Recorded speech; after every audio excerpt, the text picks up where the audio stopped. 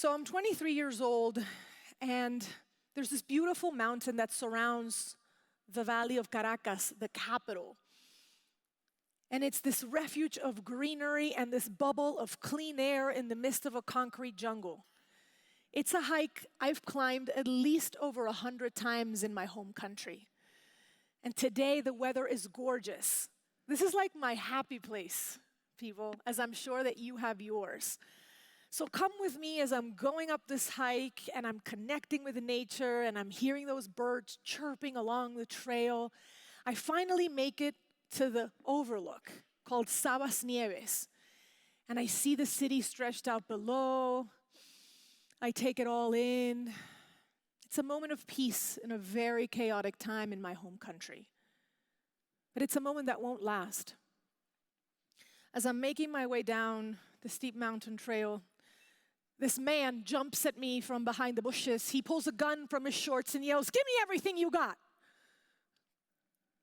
So I hand over, I have some earrings, a little cash, one of those little iPods from back in the day. We're alone in that stretch of the woods. He could rape me, he could kill me, and nobody would know. This man tells me to get on my knees and presses the muzzle of the firearm onto my forehead. "Count to 100, he yells. "Cuenta hasta 100. And I swear to you, I think, this is it. This is how my life will end.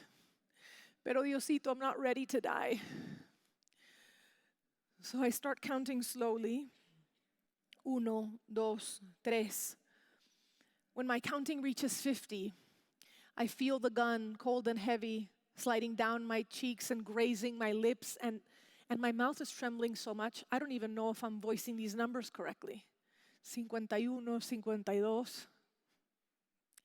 Until finally, wait a minute, do I hear his footsteps receding? So I peer my eyes open slowly. He's gone. And I get up and I start running as fast as I can down that mountain trail. I'm almost tripping over tree roots, further on down to the city, up to my family's apartment. And when they see me, they're like, "Mariana, ¿qué pasó? Are you okay?" I'm shaking and my knees are filled with dirt. And my family clusters around me. And that's when I give myself permission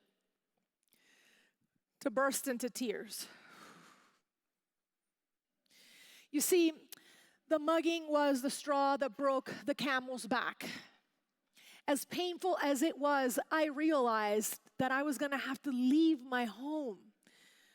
This prosperous place that I knew growing up had grown lawless and violent, with crime and food shortages spiking daily.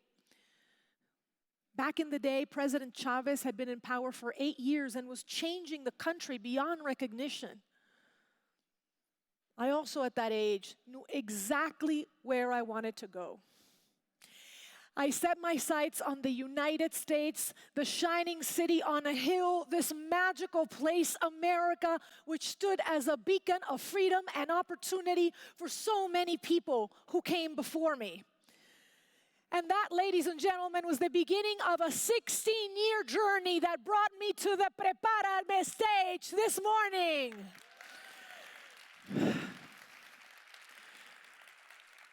And there's been so many moments along the journey, but believe it or not, one of the most special ones happened on Valentine's Day of 2020.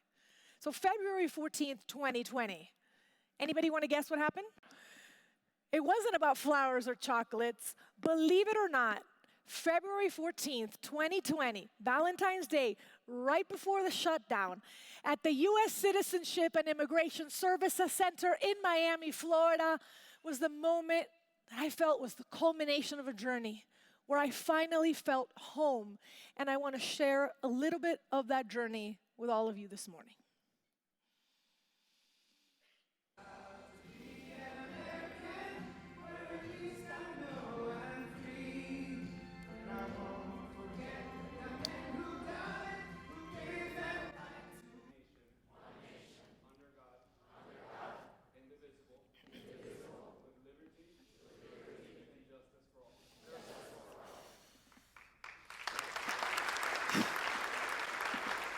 It's not easy to get here.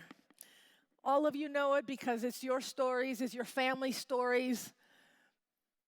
And let my story be a small example that our stories are only possible in the United States of America.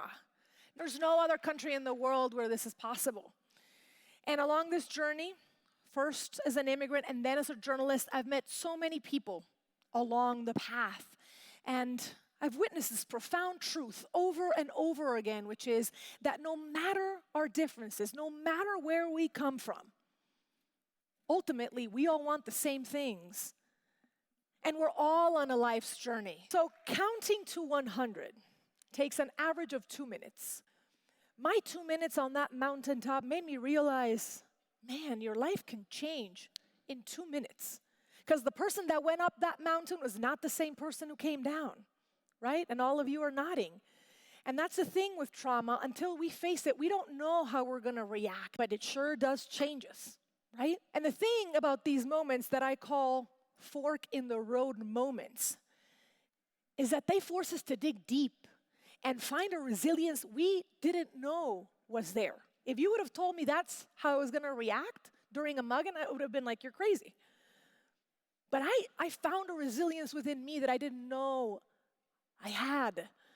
And that's the thing about a crisis. Nobody wants a crisis to happen, but when it does, it can be a clarifying moment.